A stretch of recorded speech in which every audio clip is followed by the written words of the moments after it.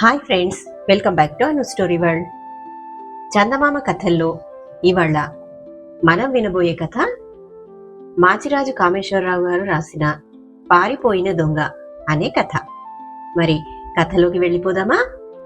వీధి తలుపు చప్పుడు కావడంతో వంటగదిలో ఉన్న రమ వచ్చి తలుపు తీసింది.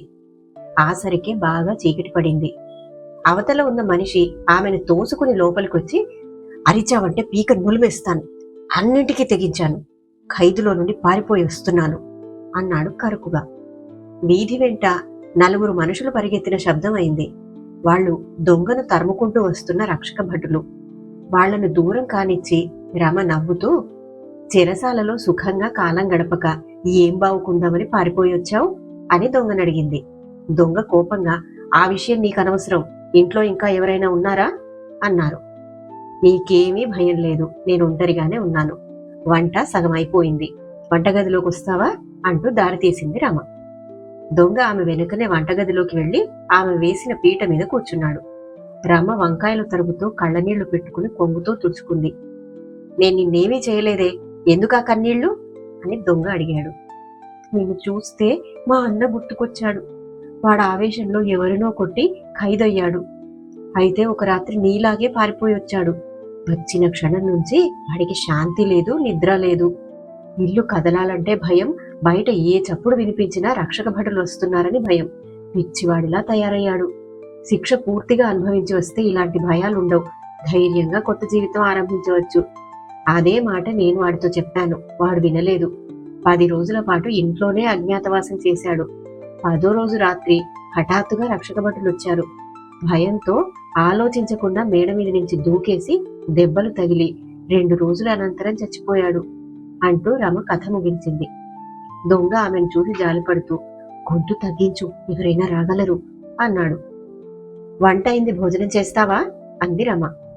దొంగకు తినాలనే ఉంది కాని సందేహించాడు. ఇందులో విషం కలపలేవులే, నీ ఎదుటేగా వంట చేశాను అంటూ రమ దొంగ ముందు అన్నం కూరలు వడ్డించింది. వాడు భోజనం చేస్తుంటే రమ, చూడబోతే మంచివాడిలాగున్నావు, చెరసాలలో ఎలా పడ్డావు అని అడిగింది. దొంగ ఇలా చెప్పాడు. నా తల్లిదండ్రులు ఎవరో నాకు తెలియదు. ఒక అవ్వ నన్ను పెంచి పెద్ద చేసింది. నన్ను గారాబంగా పెంచడానికి తాను అష్ట కష్టాలు పడింది. ఆమె పోయాక నా కష్టాలు ప్రారంభమయ్యాయి. నాకు చదువు లేదు. మా పల్లెలో పని లేక పట్నం వచ్చాను.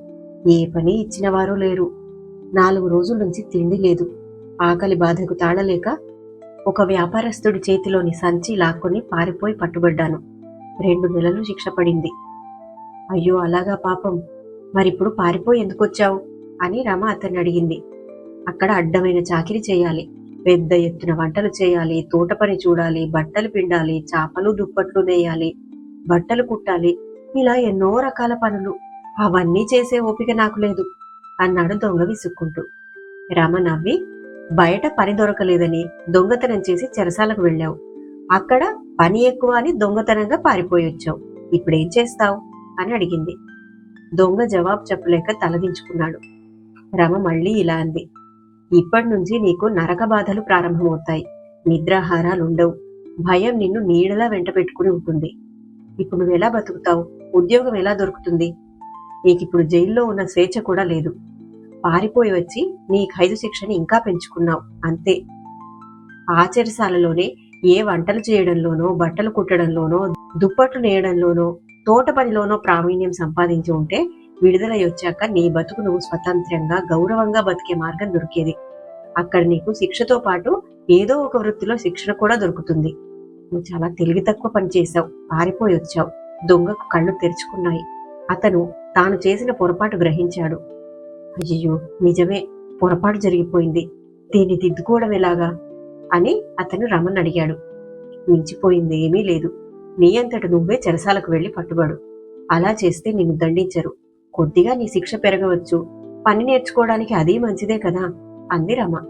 దొంగ సంతోషంగా, సొంత చెల్లెల్లాగా మంచి సలహా చెప్పావు, నీ రుణం తీర్చుకోలేను, వస్తాను అని వెళ్ళిపోయాడు. దొంగ వెళ్లిన కొంతసేపటికి మళ్లీ తలుపు చప్పుడు వినిపించింది. ఈసారి వచ్చినవాడు రమ తండ్రి. ఎప్పుడూ లేంది ఇంత ఆలస్యమైందే నాన్న అని రమ తండ్రిని అడిగింది. చెరసాల నుంచి ఒక దొంగ పారిపోయాడు, అందుకే ఆలస్యమైంది అన్నాడు తండ్రి. ఆయన చెరసాల అధికారి. మీరు ఖైదీలను చూసే తీరు అలా ఉంటుంది. చెరసాల కేవలం ఖైదీలను శిక్షించడానికే కాదు కదా, వాళ్లలో పరివర్తన కలిగించేదిగా కూడా ఉండాలి. మీ చెరసాల నుంచి పారిపోయిన దొంగ మన ఇంటికే వచ్చాడు. నేను ఆ దొంగలో ఉన్న దొంగను పారదోలాను. అందుకోసం ఒక అన్నయ్యను కూడా కల్పించాను అంటూ రమ జరిగిందంతా చెప్పింది. భేష్, చెరసాల అధికారి కూతురివని పెంచుకున్నావు. అతను చెరసాల చేరాడో లేదో చూసి వస్తాను అంటూ ఆయన లేచాడు.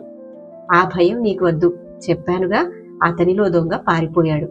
భోజనం చేసి నిదానంగా వెళ్ళవచ్చులే నువ్వు అంది రమ. అది కథ. ఈ కథ గనక మీకు నచ్చినట్టయితే ఒక లైక్ వేసుకోండి.